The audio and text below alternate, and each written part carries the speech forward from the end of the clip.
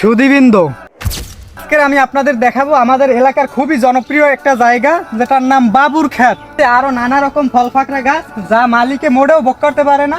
এলাকার জারু ফারু যা পোলাপানা আছে তারা বাহুবলে ভোগ করিয়ে খায়। ওই দেখেন, ওই একটা ফলকার গাছ, যেখানে ফলকার গাছের ঠাল আছে কিন্তু ফল নাই, কারণ এসব ফল ওর আগেই আমরা ভোগ করিয়ে ফেলাই।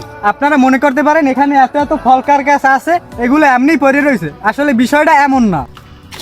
এখানে আছে কঠোর সুরক্ষা ব্যবস্থা, এখানে চারপাশে পানির বলয় সৃষ্টি করা হয়েছে। তাছাড়া এখানে আরো আছে মেড ইন বাংলাদেশ তারগুনা ডিফেন্স সিস্টেম। কিন্তু আমাদের এলাকার জারবো প্রজাতির লোকজনের কাছে এইসব ডিফেন্স সিস্টেম একেবারে তুচ্ছ বিষয়। বাবু ডাক্তার তিনি বানাতে চেয়েছিলেন এটা তার একটা প্রাইভেট ক্ষেত, যেটা সময়ের সাথে সাথে আমাদের এলাকার একটা পর্যটন কেন্দ্র হয়ে দাঁড়াইছে। এখানে আরো আছে মুতাপানিতে হওয়া বিষাক্ত হাইসাক, যা নিয়ে আপনার গরুর খাওয়াইতে পারবেন, এবং দেশে যেই পরিমাণে খয়রাত লাগছে চাইলে আপনিও খাইতে পারবেন।